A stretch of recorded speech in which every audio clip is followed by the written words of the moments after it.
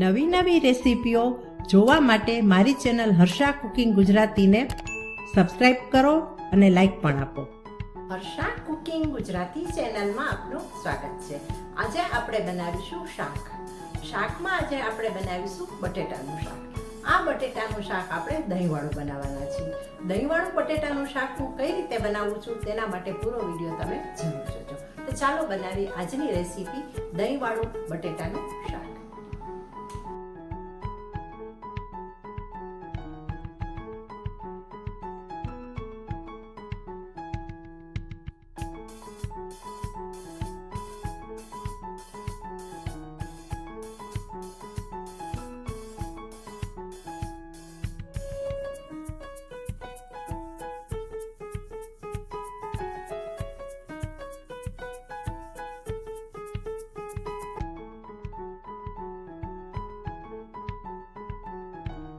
બટેટાનું દહીંવાળું શાક બનાવવા માટે અહીં મેં 3 બટેટા લીધા છે. માપમાં આ બટેટા 250 ગ્રામ છે. સૌ પહેલાં આપણે બટેટાને બાફી લઈએ અને ત્યાર પછી તેના ટુકડા કરી લઈએ. બટેટા બફાઈ રહ્યા છે ત્યાં સુધી આપણે દહીંની અંદર મસાલો કરીએ. અહીં મેં 1 વાટકી દહીં લીધું છે. હવે તેમાં આપણે મસાલા એડ કરીશું. 1 ટીસ્પૂન આપણે સંચળ એડ કરીએ. 1/2 ટીસ્પૂન હળદર પાવડર, 2 ટીસ્પૂન કાશ્મીરી લાલ મરચાંની ભૂકી એડ કરીએ. સ્વાદ પ્રમાણે મીઠું એડ કરીએ. હવે બધું મિક્સ કરી લઈએ.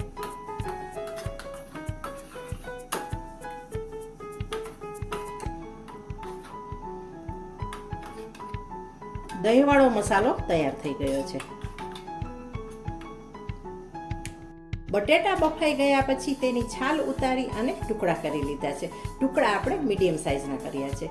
તમે મનપસંદ સાઇઝના ટુકડા કરી શકો છો. હવે આપણે આગળની પ્રોસેસ કરીએ. અહીં કડાઈમાં તેલ ગરમ કરવા મૂક્યું છે. સૌ પહેલાં આપણે બાફેલા ટુકડા કરેલા જે બટેટા છે તેને તળીશું. તેના માટે આપણે ગેસ સ્ટાર્ટ કરીએ અને તેલને આપણે ગરમ થવા દઈએ. ગરમ થઈ ગયું છે. હવે આપણે બટેટાના ટુકડા તળવા માટે એડ કરીએ. આ રીતે દહીંવાળું બટેટાનું શાક કરીએ ને, બટેટાના ટુકડા ફ્રાય કરીએ, બહુ સરસ લાગે છે. ટેસ્ટ જ આખો ચેન્જ થઈ જાય.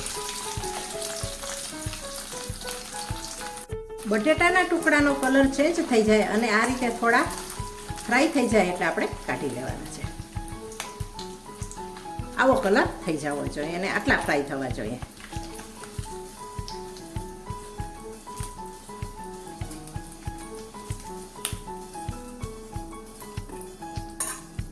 બાકીના ટુકડા પણ આપણે તળી લઈએ.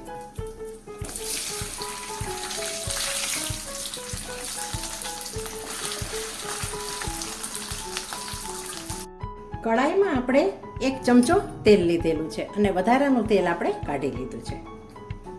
તમે તેલ વધારે ઓછું પણ લઈ શકો છો. તેલ ગરમ થઈ ગયું છે. હવે આપણે જીરું એડ કરી દઈએ. જીરું એડ કર્યા પછી આપણે હિંગ એડ કરી દઈએ અને ત્યાર પછી આપણે ડુંગળી એડ કરી દઈએ. 1 મોટી ડુંગળી મેં સમારીને લીધી છે. ગેસને અહીં આપણે સ્લો જ રાખીએ. એ ડુંગળી બળી ન જાય.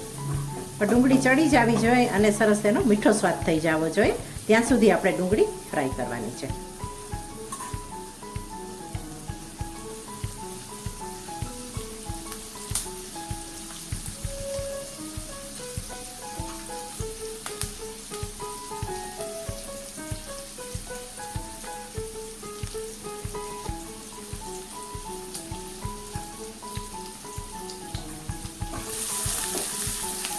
ડુંગળી ફ્રાય થઈ રહી છે.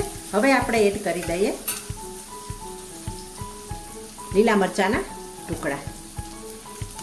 1 મોટું લીલું મરચું લીધું હતું અને જેના મેં ટુકડા કરી લીધા હતા. મરચાં ડુંગળીને આપણે સારી રીતે ફ્રાય કરીએ.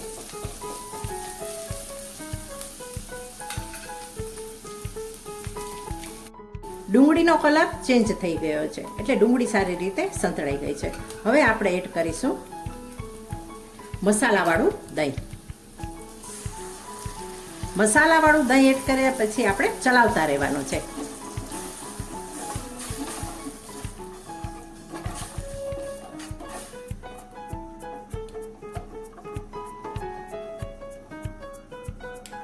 દહીંને આપણે એક ઉભરો ના આવે કે ઉકાળો ના આવે ત્યાં સુધી ચલાવવાનું છે, જેથી દહીં ફાટી ન જાય અને એકદમ સારી રીતે બધું મિક્સ થઈ જાય.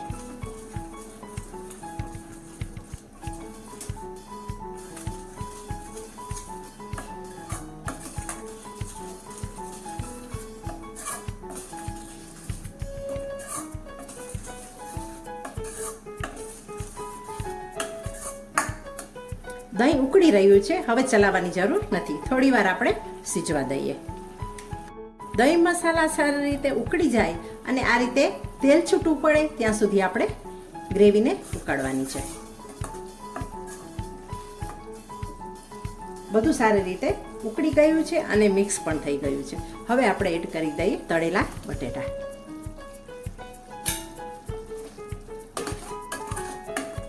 બટેટા ઉમેર્યા પછી હવે આપણે બધું મિક્સ કરીએ. અહીં ગેસને આપણે ફાસ્ટ કરીએ.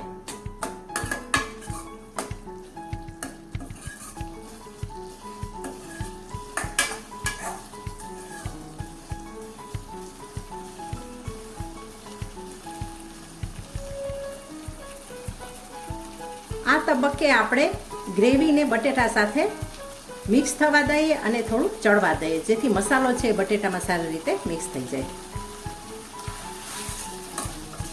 જુઓ, ગ્રેવી થોડી થોડી ઘાટી થવા માંડી છે અને બટેટામાં અંદર મિક્સ પણ થવા માંડી છે. એકદમ સરસ શાક બનીને તૈયાર થવાનું છે. હવે આપણે જેટલી ગ્રેવી અને જેવું આછું પાતળું ને ઘાટું કરવું હોય ને એટલું પાણી એડ કરવાનું છે. હું અહીં 1/4 કપ પાણી નાખું છું. ઘણાને વધારે રસો ફાવતો હોય તો વધારે એડ કરતા હોય છે, ઘણાને ઓછા રસાવાળું ફાવતું હોય છે. તમારી ચોઈસ ઉપર છે કેટલો રસો આ શાકમાં રાખવાનો હોય છે. પાણી નાખ્યા પછી પણ આપણે ઉકળવા દઈએ. હવે ઉમેરીએ આપણે 1 પિંચ ગરમ મસાલો અને 1 ટીસ્પૂન કસૂરી મેથી.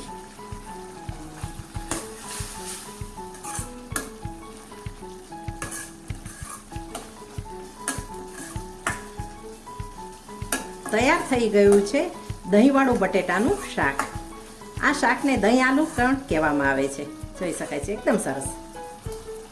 આ શાકને રોટલી સાથે ખાઈ શકાય કે ભાત સાથે પણ ખાઈ શકાય છે. ભાત સાથે જો ખાવું હોય તો થોડીક વધારે ગ્રેવી રાખવાની અને રોટલી પરોઠા સાથે ખાવું હોય તો આટલી ગ્રેવી પૂરતી છે. છતાં તમારા ઘરમાં જે રીતે પસંદ હોય એ રીતે શાકમાં રસો કે ગ્રેવી આપણે કરી શકીએ. ઉનાળાની કાળઝાળ ગરમીમાં જ્યારે બીજું કોઈ શાક કરવાનું કે ખાવાનું મન ન થાય ત્યારે ઘરની સામગ્રીથી તરત જ બની જાય તેવું ટેસ્ટી અને ચટાકેદાર દહીંવાળું બટેટાનું શાક બનીને તૈયાર થઈ ગયું છે. આ શાકને ભાખરી, પરોઠા, રોટલી કે ભાત સાથે પણ ખાઈ શકાય છે. હવે મળીશું નેક્સ્ટ વિડીયોમાં. Thanks for watching.